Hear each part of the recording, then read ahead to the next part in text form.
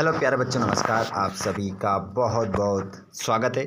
यहाँ पर मैं आपको आज के इस वीडियो में राज्य शिक्षा केंद्र मध्य प्रदेश भोपाल वार्षिक परीक्षा सत्र 2024-25 के लिए विषय हिंदी का प्रथम भाषा आपकी हिंदी है। पेपर आपका कक्षा सातवीं का पेपर रहेगा 60 नंबर का, जिसको आपको हल करना है मात्र 2.5 घंटे में।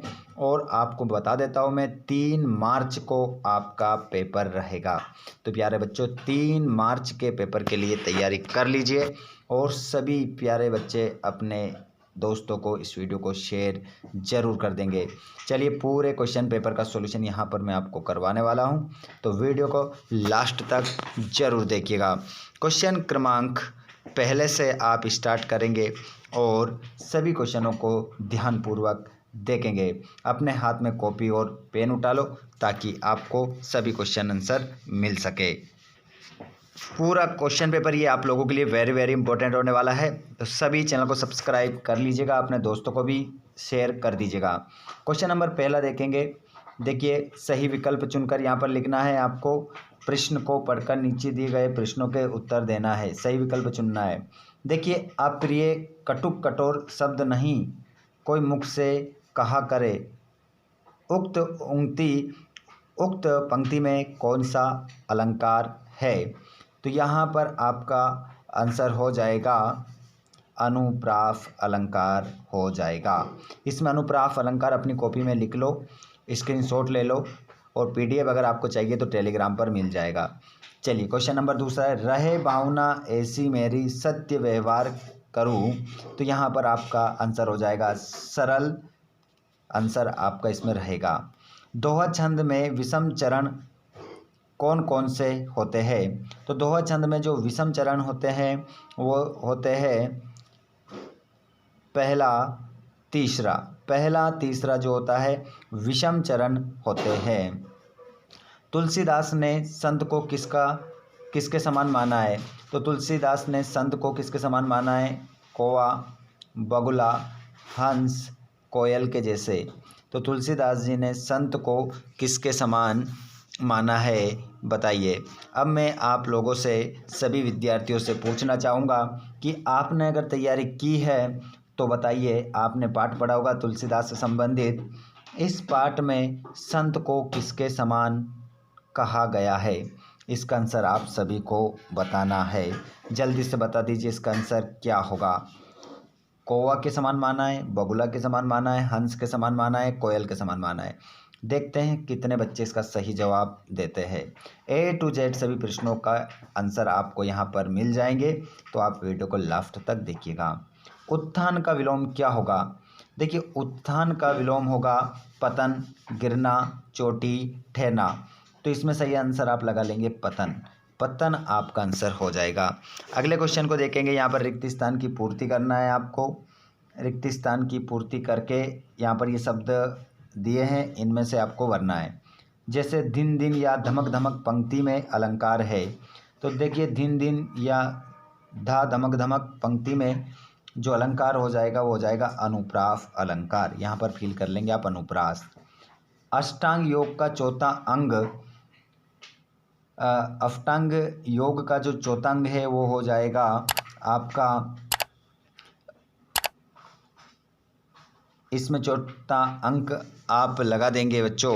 इसमें करेक्ट आंसर आप लिखेंगे, तो इसमें आप आंसर लगा लेंगे अपना प्राणायाम। देखिए, लिखा है प्राणायाम लिखा है, यही आपका क्या हो जाएगा, आंसर हो जाएगा।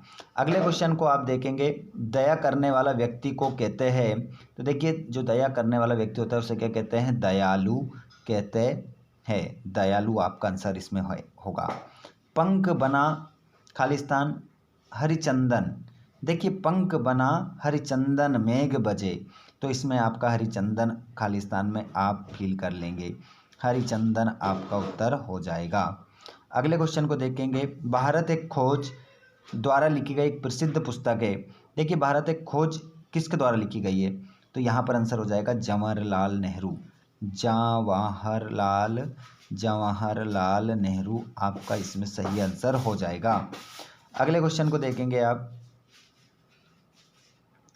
एक या दो वाक्यों में उत्तर देना है। 2 अंक है प्रत्येक प्रश्न के लिए। शाम के समय गंगा नदी कैसी दिखाई देती है? तो शाम के समय गंगा नदी कैसी दिखाई देती है? और दिन दुखी जीवों के प्रति हमारा व्यवहार कैसा होना चाहिए? और दादी की घड़ी कहानी के अनुसार असली अलार्म कहाँ होता है? और गणगौर मध्य प्रदेश के किस क्षेत्र का लोक नृत्य है? तो यहाँ पर सभी प्रश्नों के आंसर भी आप बिल्कुल देखेंगे। जैसे शाम के समय गंगा नदी कैसी दिखाई देती है? शांत, शांत और अद्भुत। शांत और अद्भुत आपका यहाँ पर आंसर हो जाएगा क्वेश्चन नंबर 11 का। क्वेश्चन नंबर, दीन दुखी जीवों के प्रति हमारा व्यवहार कैसा होना चाहिए? तो देखिए, जो दीन दुखी है उनके प्रति हमारा जो व्यवहार होना चाहिए वो संवेदनशील होना चाहिए, संवेदनशील होना चाहिए। अगले क्वेश्चन को देखेंगे। दादी की घड़ी कहानी के अनुसार असली अलार्म कहाँ होता है? तो आंसर हो जाएगा हमारे मन में, हमारे मन में होता है। लिख लेना अच्छे से, हमारे मन में होता है। अगला क्वेश्चन है, गणगौर मध्य प्रदेश के किस क्षेत्र का लोक नृत्य है? तो यहाँ पर आपका आंसर हो जाएगा निमाड़, निमाड़ अंचल का, निमाड़ अंचल का आपका आंसर हो जाएगा। और योग को अति सूक्ष्म साधन कौन कौन से है? तो आंसर हो जाएगा व्यायाम और आंसर हो जाएगा प्राणायाम, प्राणायाम। चलिए अगले क्वेश्चन को देखेंगे आप। निम्नलिखित शब्दों के तत्सम रूप लिखना है। जल का क्या हो जाएगा? तत्सम।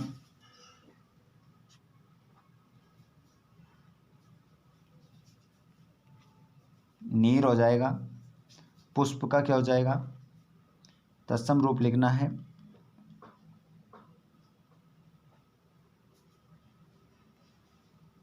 कुसुम हो जाएगा।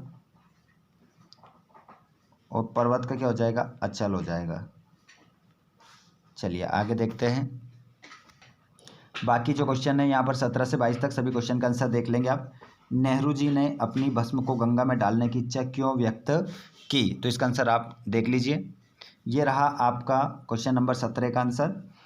पंडित जवाहरलाल नेहरू ने अपनी वसीयत में अपनी अस्थियों की एक मुट्ठी गंगा में बहाने की इच्छा जताई थी। ऐसा इसलिए था क्योंकि वे गंगा को भारत की प्राचीन सभ्यता का प्रतीक मानते थे और उनका मानना था कि गंगा के बिना भारत की संस्कृति अधूरी है। चलिए अगले क्वेश्चन को देखिए।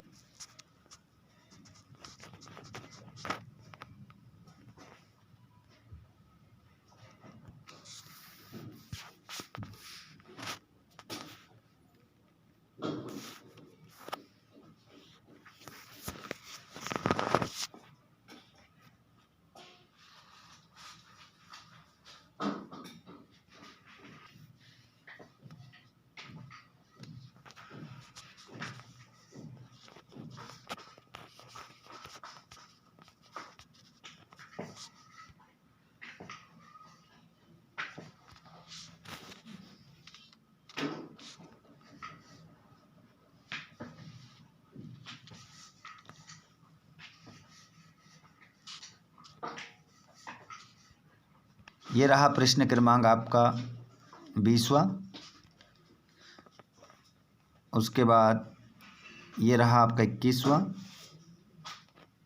और ये रहा आपका 22वां। ये प्रश्न नंबर आपका 22वां है। ये प्रश्न क्रमांक आपका 23 नंबर है। देख सकते हैं 10 वाक्य है। 23वां क्वेश्चन का आंसर है ये। पूरा अच्छे से स्क्रीनशॉट ले लेना आप। पंडित जवाहरलाल नेहरू भारत के प्रथम प्रधानमंत्री थे। वे एक महान स्वतंत्रता सेनानी और नेता थे। उन्होंने भारत की आज़ादी के लिए संघर्ष किया। वे गांधी जी के प्रमुख सहयोगियों में से एक थे। नेहरू जी को बच्चों से बहुत प्यार था। उन्हें चाचा नेहरू के नाम से भी जाना जाता था। उन्होंने भारत के विकास के लिए कई योजनाएं बनाई। उन्होंने शिक्षा और विज्ञान के क्षेत्र में बहुत योगदान दिया। नेहरू जी ने भारत को एक धर्मनिरपेक्ष देश बनाने का सपना देखा था। वे एक महान विचारक और लेखक भी थे। अगला देखिए, यह क्वेश्चन नंबर 24 हो गया आपका। क्वेश्चन देख लेना, क्वेश्चन करा दिए मैंने, देख सकते हैं आप। और ये क्वेश्चन नंबर आपका 25 है और ये क्वेश्चन नंबर आपका 26 है। एक 3 दिन की छुट्टी के लिए प्रार्थना पत्र लिखना था। तो ये पूरा हो चुका है आपका क्वेश्चन पेपर, सभी प्रश्नों का सॉल्यूशन। आपको इसी प्रकार आगे भी वीडियोस मिलते रहेंगे। चैनल को ज़रूर सब्सक्राइब करें। ये जूम कर देता हूँ मैं, आप अच्छे से इसको देख सकते हैं, लिख सकते हैं। धन्यवाद। Thanks for watching. जय हिंद।